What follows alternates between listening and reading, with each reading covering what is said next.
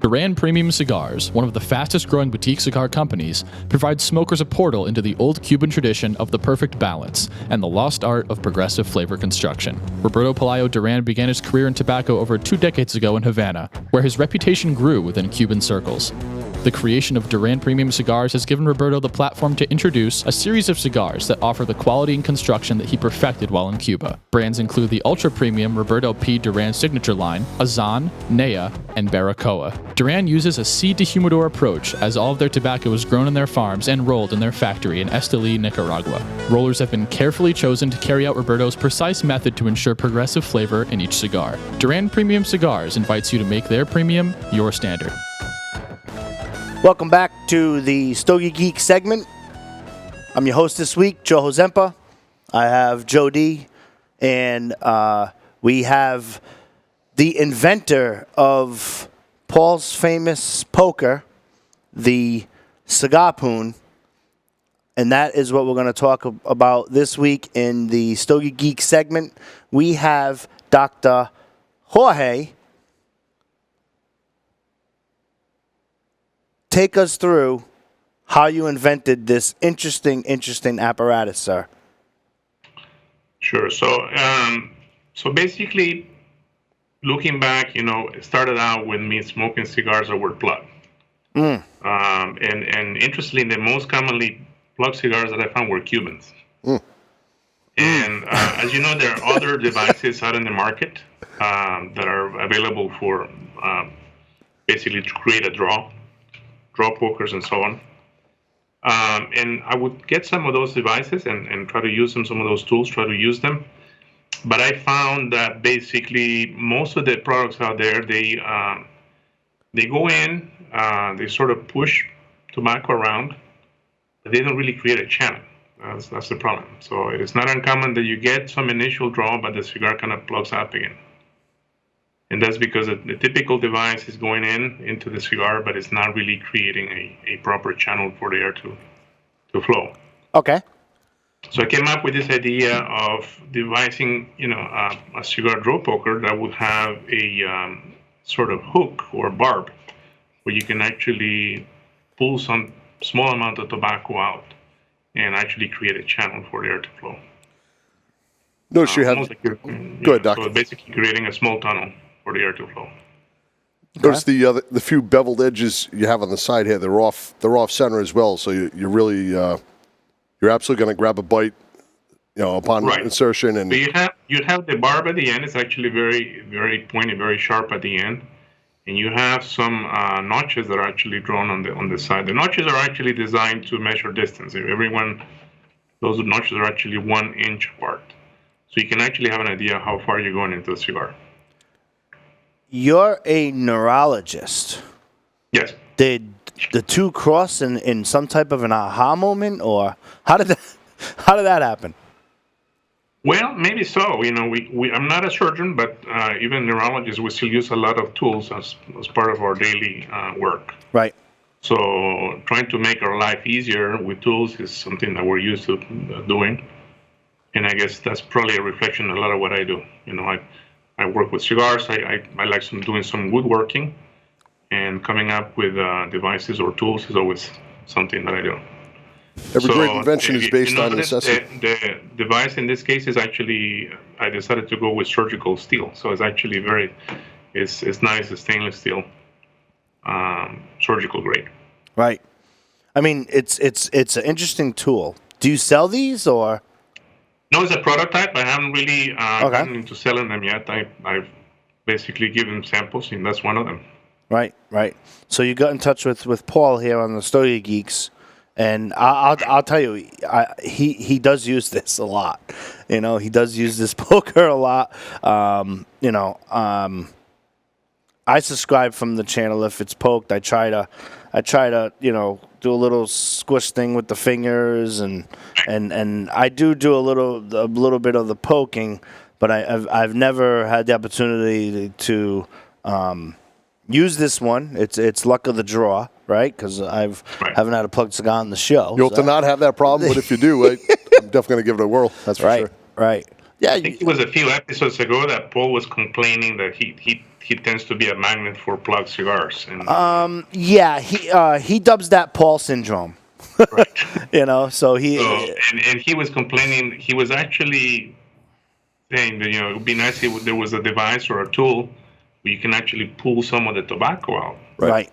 And just listen to the show and to that episode, say, oh, you actually have one of those. And that's why I decided to send him one. Right. I know it's on his desk at all times, and it's right here in the studio whenever that we film. And I will tell you, after being a co-host since the beginning of the year, this calendar year, and Joe D joined in shortly after, if a vendor comes in and gives us 3 cigars, one for Joe, one for me, and one for Paul, Paul will absolutely positively get the plugged one. There you go. I've seen it on the show. I've seen it on the show. It was very nice for you to come to his rescue. On behalf of the 2 co-hosts here of the Stogie Geek show, we definitely want to thank you. Was it hard to create? No, it was initially the initial prototypes were actually made out of brass. I think that's the first metal that I used. But there's nothing like surgical steel. I mean, this stainless steel is just nice and light, easy to clean, sharp, and will never rust. Right. Now, for those of you who are listening or watching us online, if you have a traditional poker here, right? Traditional poker, it's not as pointy as Dr. Jorge's here. So you start off there. It's a bit pointier. I'm assuming that it's not surgical steel, right? You can just tell by the way it just feels there. But what's really neat about yours is like you said before. So you have the sharper edge here, and then maybe it looks like it's not even a quarter of an inch is where it kind of grooves in, so you can either just get it. It looks like a harpoon, but that's basically where the name came from. Yep. So you might not be able to see it on the screen, but it looks like a little harpoon right over here. So it's about that there, and then he has a marking just before it looks like the 3/4 of an inch is another harpoon, and it's at a different level, so you could really get into the cigar and then rotate it either clockwise, counterclockwise, whatever you're facing, and then do that, and then start to pull it out. But more importantly, it has marking. So you have a marking here, then you have a marking here, and then you have one over here and there for the inches, like you said, Doctor, so that if you're doing a Churchill or a Gordo, you're poking through, and you know that you're an inch or 2 inch deep there, and do that. Not just the tip. You can really get in there. You want to know how far in you go, and of course you have to be careful. You don't want to go across the cigar and just puncture the wrapper. Right. That would be a disaster. So you're on a mission to save cigars that are plugged. That's saving lives and saving cigars. Beautiful thing. Cigar Doc. Yeah. Cigar Doc, Yes. I think you're onto something here. Absolutely. It looks like it would be non-FDA regulated, right? So you have a so you have a good business model. It's a weapon, so you have to be careful too, right? Yeah, Paul waves it around too sometimes like this, It gets kind of crazy, but yeah. So you have one for yourself as well, right? I do. And I'm assuming that you take it to your cigar clubs on Monday. I do. That comes with a rubber sleeve, so you can actually transport it. It's not going to be dangerous. You're not going to be safe travel. Yeah. Well, so yes, I usually carry one with me. I have one on my cigar table where I smoke outside my house. So yeah, I always have one handy. It's a good thing you don't live in Canada. Right? Exactly. Yeah, for those of you who didn't get that, you have to listen to this previous segment. Segment 1. The segments will be up on the Stogie Geeks website after the show, or available via Facebook. You just go to stogiegeeks.com and you can check out all of the previous podcasts there. I think you should sell these, because I know that we're a big fan of this here in the studio. I think it would get a lot of use. If I had one, I'd certainly be using it. Sure. Yeah. I wanted to get your guys' opinion about it, so that's a win. That might be coming next. I think it's a win. If we were a testing ground, I would definitely give it two thumbs up. It's constructed well. It's you can wave it around, So if you can really demand a lot of attention in the room with this. This will be good, So it comes with a sheath too. So after you use it, you want to table it, put it back in the sheath, and be fancy. Well, now you're getting a little crazy, right? You got the sheath, I don't know what kind of events are going on down in Texas. Boys might be getting loose on a couple beverages. You never know. You never know. But surgical steel. That's I don't know how much it would cost. I'm fascinated with the business model. If you ever if you ever want to come back on the segment and talk to us about that, if it ever gets launched, I think with this day and age, you're onto something for sure. Absolutely. Because there isn't one on the market that I know of, and I've been in the industry for a little bit over 20 years myself, and I used to own a retail cigar shop in the Providence area, and it's one of those things where it was always just the traditional poker that's smaller, cheaper steel. Even some of the ones that come on a kit, like this here with the cigar scissors, and it comes on a kit. It doesn't really go in there and then to grab it out. So it'd be cumbersome for travel too. I wonder if it would have to be patent pended. Yeah, we're working on that. The other thing that is something that I'm considering is, maybe devising a not one, but actually 2 or 3 different sizes. Some of the thinner or smaller cigars. Mm-hmm. Yeah. That would be kind of the one that you have there in your hand is maybe too big for, say, a smoke Corona or a Panatel or something like that. Yeah. Yep. And you have successfully been able to save the cigar and actually pull out the actual tobacco with that. You haven't had any that are beyond there. It works every time. Yeah. Word of advice, this show gets a lot of views. We have a wonderful viewership. I would patent pendant this quickly. Okay. Like yesterday. Yeah. It's definitely it's definitely a neat idea. The name is awesome. It's catchy, for sure. You can manufacture these and sell them online and go there. Questions on the Cigharpoon? Do you need to use it? I love it. No, thankfully I don't need to use it today, but let's get my hands on one and have it in the tool bag for sure. Sounds good. I have a question about lighters. I don't know if it's a distribution thing. This might be a little off topic, but we'll just spend a couple seconds on it. Sure. When you use a lighter, are you the type of person? Well, first of all, you have to be the type of person who uses maybe the same lighter for 6 months straight, so you don't lose your lighter. You have a lighter that you go through. I have a bag that I put my cigars in, and I usually use the lighter for about 6 months. And had this discussion with Joe D before the show. Do you notice lighters go out after 6 months, or is it just Joe syndrome with the lighters? I actually have a small collection of lighters. I maybe have about 10 or 12 of them. Okay. And I rotate them around. I try to rotate them around. Right. I've had a couple of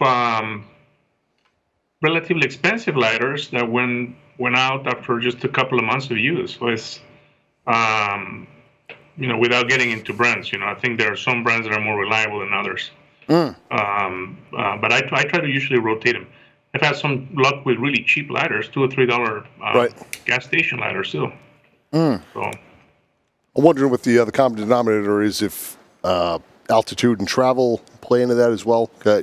That's what I've seen run into, whether it's more expensive lighter, like you said, some of the cheaper ones, but the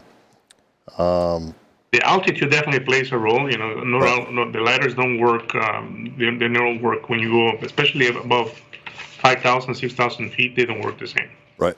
Really? Okay. What is interesting about altitude, I'm sure you have listeners in places like Denver and higher elevations, is cigar smoking is not the same in altitude either. Right. Maybe that could be something, Joe, that the listeners hit us with the feedback. And if you're listening to this on the podcast, if you could let me know if you have ever used a lighter over 6 months, my email is joeh, so JOEH, at stogiegeeks.com.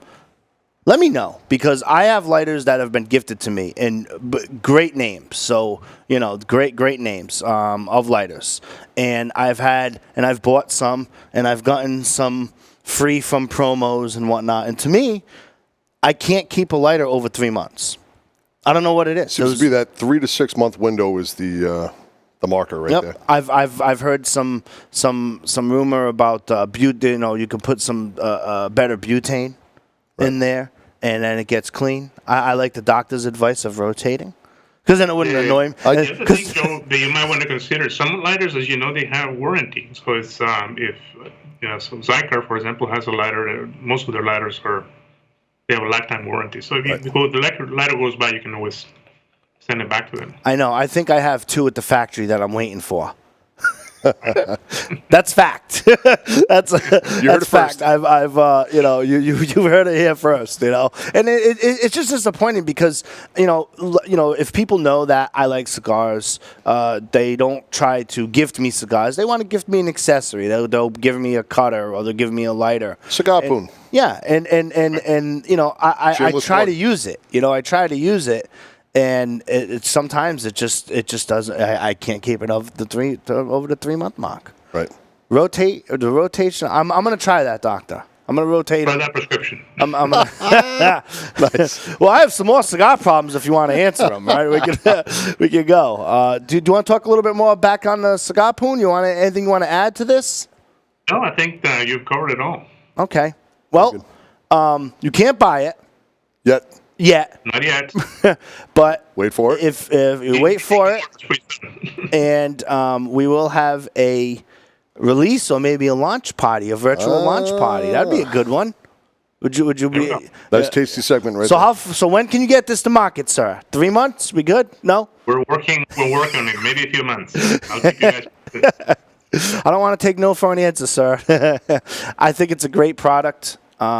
It's an interesting product.